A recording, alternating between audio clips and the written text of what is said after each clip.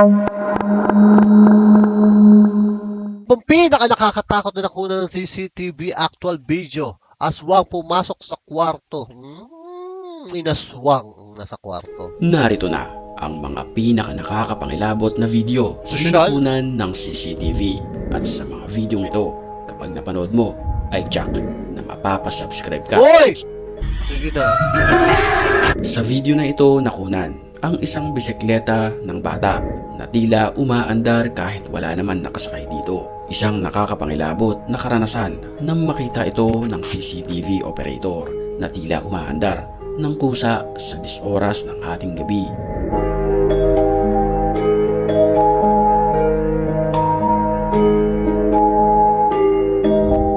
Sa video naman na ito, tila may isang babae na nakakaramdam ng kababalaghan sa mga oras na iyon. Anong Nakikita rin nararamdaman natin niya? sa video na tila may sinisilip ito. Huwag kang pumunta sa dilim, yari ka dyan. Pumunta rin ito sa kanilang garden para silipin kung sino ba ang nilang na tila naglilibot sa kanilang bahay. Nako, aswang yata ang hinahanap ito eh. Huwag ka dyan, yayari ka!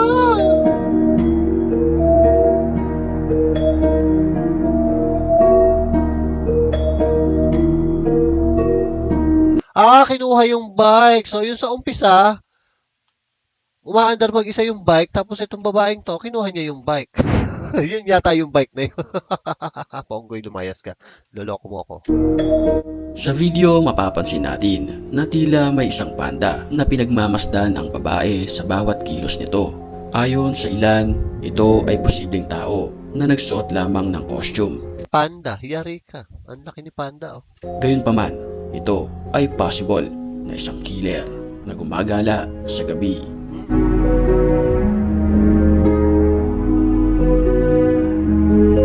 Creepy, no? Miss Lau, ingat ka. Lalo sa nakapanda. Laki niya. Sa CCTV na ito na naka-install sa isang kwarto, nakakapangilabot ang nakunan ng video. Sa mga oras na iyon, nakahiga ang nanay ng bata na makikita sa video habang ang bata ay naglalaro sa mga oras na iyon.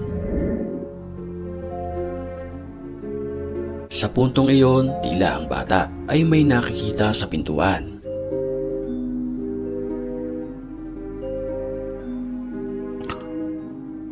Tangina mo. Sa videong ito, huling-huli, ang animoy isang aswang na Ulo ba yun? Parang ang haba ng ulo. sumilip sa pintuan.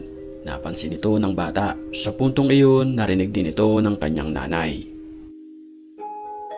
Oh! Diba? Ang haba ng ulo. Oh, kahit si nanay matatakot talaga dun.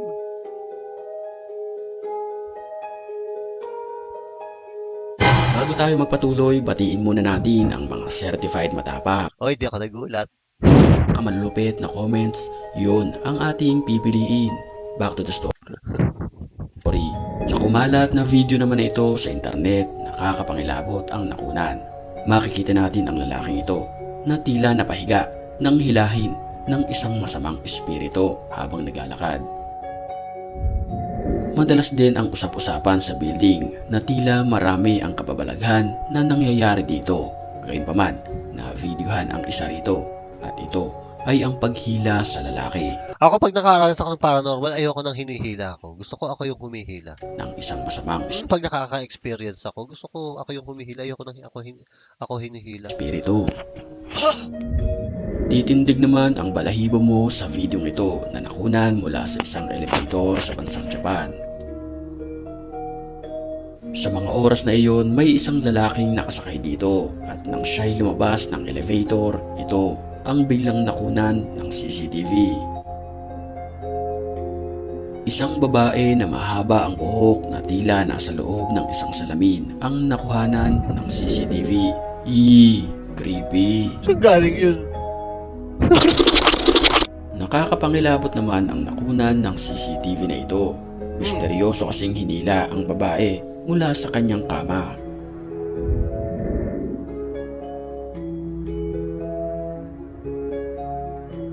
Napapansin din na tila nataranta ang kanyang mga kasama at nagkulasan ito dahil sa pangyayari. Ang malaking tanong, sino ang humila sa babae? Ang kasagutan, walang nakakaalam. Si Tag Life.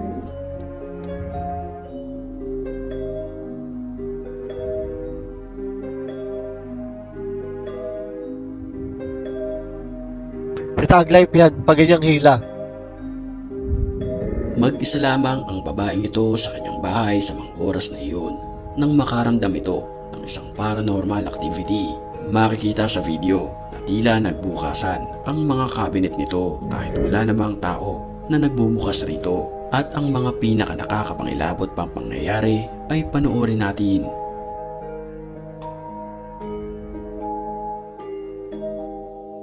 Alis na, alis na. Unti-unti niyang sinilip ang bumukas na cabinet pero Ay, hindi ka sisilipin yan.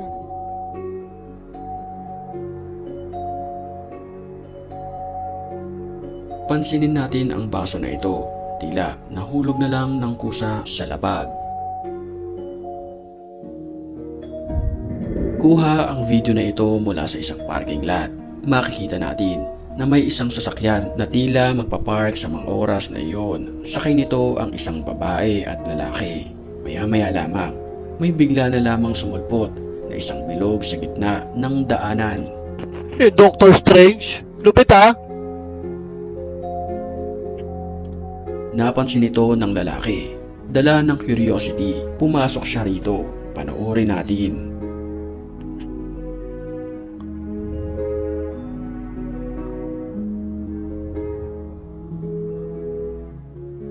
Pagpasok niya rito, bigla na lamang naglaho. Unti-unti ang bilog. So, ang tanong ko dyan, comment nyo sa baba, pag nakakita ba kayo ng butas, papasok kayo? Oo. Kung maganda yung butas, malaki yung butas, kung ano, basta butas.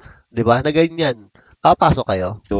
Napatakbo na lang ang babae na kanyang kasama sa mga oras na iyon.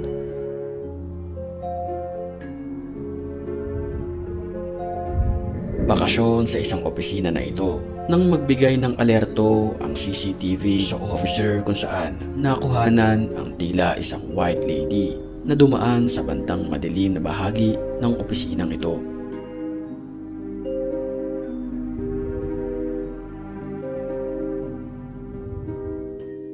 Flooring Abandoned Sunken Short Haunted Simbahang Lubog by Agassi Ching. Ito ang simbahang lubog ng Norzagaray, Bulacan. Tinawag siyang lubog sa kadahilan ng tinayo siya na hindi kaparehas ng level ng normal na lupa. At ayon sa nasagap kong impormasyon, ay matagal na siyang tinayo, either late 1800s or early 1900s, at mahigit isang dekada ng abandonado ang simbahang ito. Ngayon, nabalitaan ko na may mga negative energy daw dito at madalas nakakaranas ng sigaw, paglalakad at ligaw na kaluluwa sa pagsapit ng gabi. At ngayong gabi, lilibutin namin to ni Steve kasama ang iba sa Team Choi at aalamin kung ano nga ba talaga ang meron dito sa simbahang lubog. Gusto na po namin malaman kung meron po kami kasama dito ngayon. Music box just went off. Yeah, just went behind that. It's like a body. Oh! Oh my gosh! Ayun na! Gusto lang namin malaman tao ka ba or hindi. What the f***? If we go outside, will you harm us? Oh! Yeah, man! You! Natatakot lang ako. Bago tayo magsimula ay alamin muna natin kung ano nga ba ang mga kababalaghan sa lugar na to. Kailan po to binuo? Ala pa ako dyan meron na. Dumating ako dyan, ganyan na yan. So siguro mga 1800s pa to, no? 1900s. Kasi nung dumating ako dyan, meron talaga nagpupunta riyan. Sumasamba sila. Maayos pa po yun. Ayos pa. Kailan po na-abandonado to? Mga 10 years siguro ala na Mga 10 taon, isang dekada na. Oo. May mga pumapasok pa po dyan sa loob. Ala na. For the past 10 years. Narinig ko naman kasi dyan, meron daw silang binubuhat dyan. Tapos maganda daw sa una, nung ano raw, hindi na nila mabuhat, bigat na raw. Ano po yung binubuhat nila? Altar daw ka. Tapos biglang bumibigat na altar. Kasi hindi naman ako napupunta pag madaling araw din Wala po pupunta dito. Ala.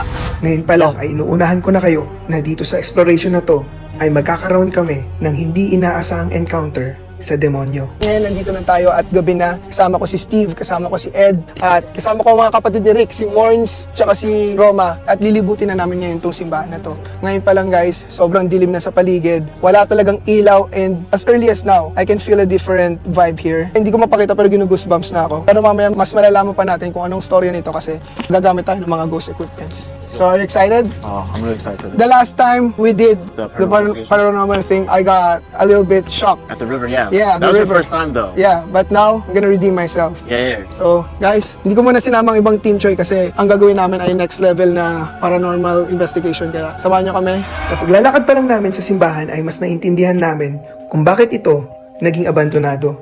Okay guys, ngayon, makikita nyo kung gaano kadilim dito sa lugar na to. Pag gabi, hindi mo mapapansin na may simbahan talaga. Steve, can you turn off the light for me? Yan. Hindi mo mapapansin na may simbahan kasi talagang puro talahiban lang at forest yung makikita nyo. But when you turn on the light, you can see na meron talagang simbahan na abandonado na sa loob. So what can you say about it, Steve? So far? It's definitely an interesting place. Like, I love how it looks, to be honest. I love Yeah. how it's overgrown. I love how there's like steps just leading you down to a church. Yeah. I don't think I've ever seen that before. Yeah, because it's a sunken church. Yeah. At nang palapit pa lang kami sa simbahan, ay nagsimula na agad English mag-iba yun, ah. ang pakiramdam sa paligid.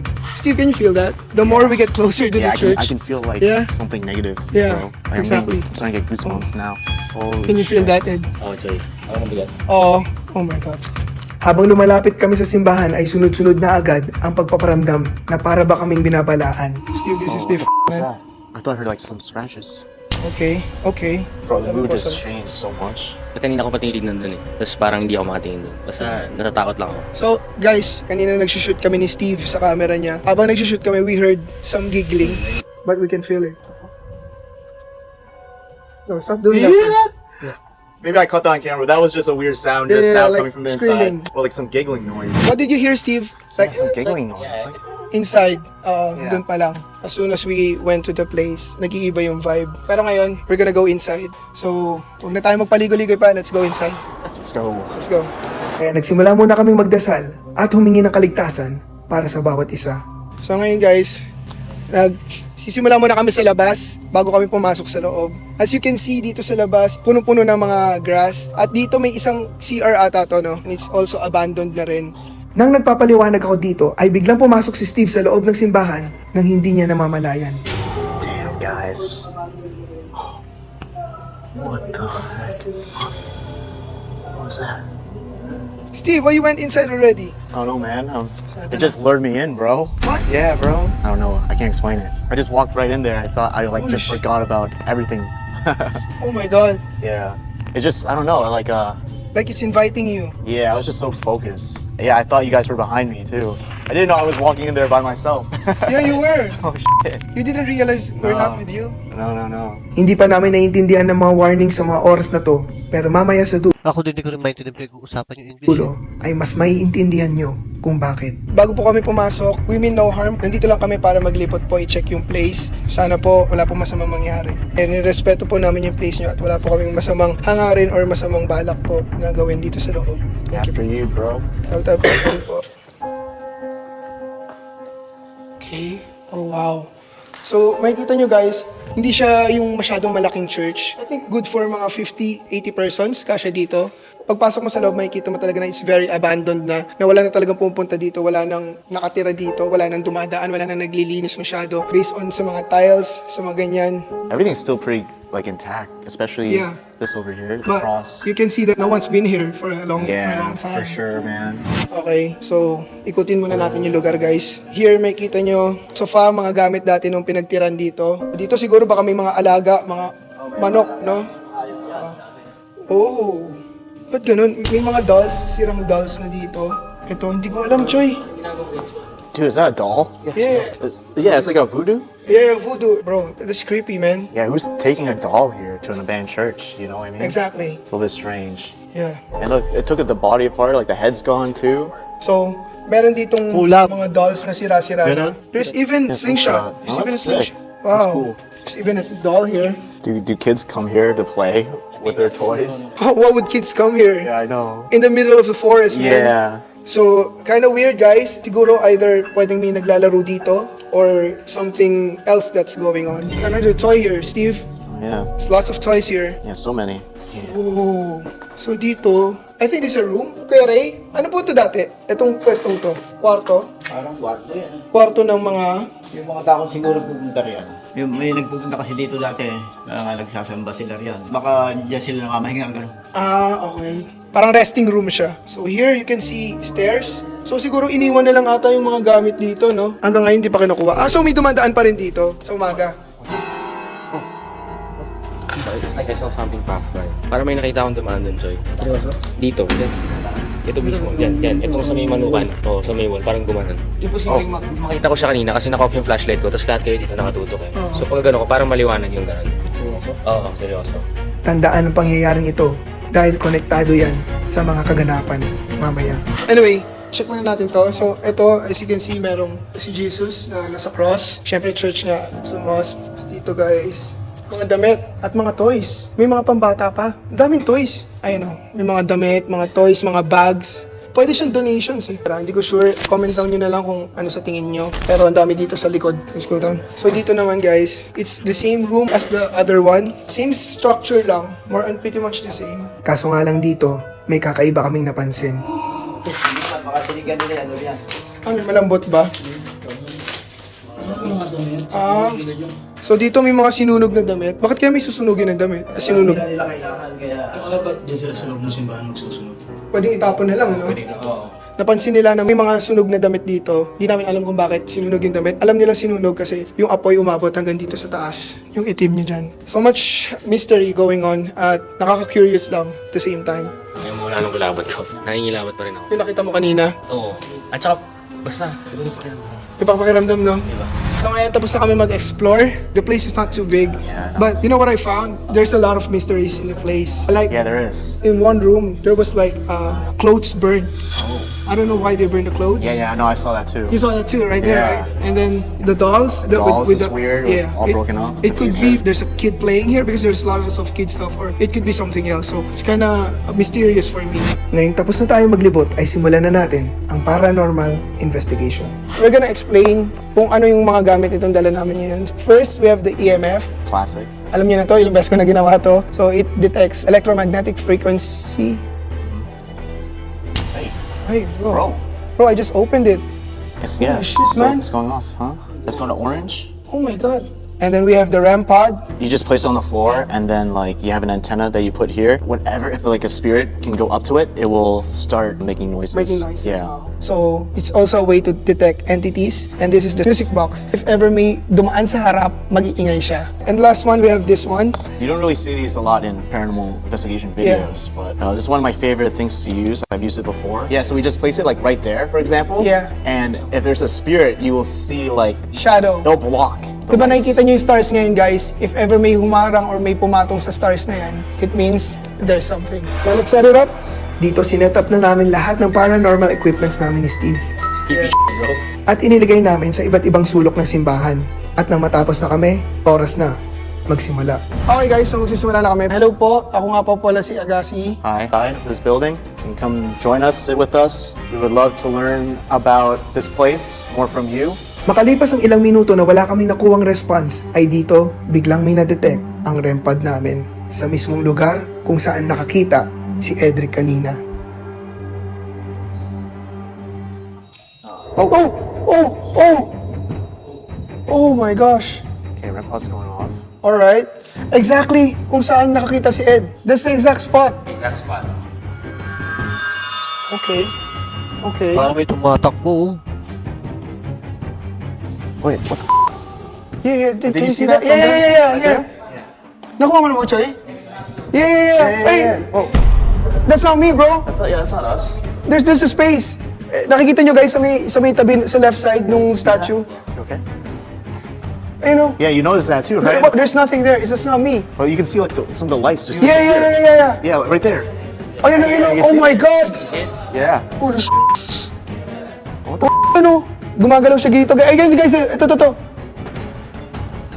Oh, wait. Yeah, just went behind that. It's going to the room with the. Yeah. Oh my God. Oh, it's moving again.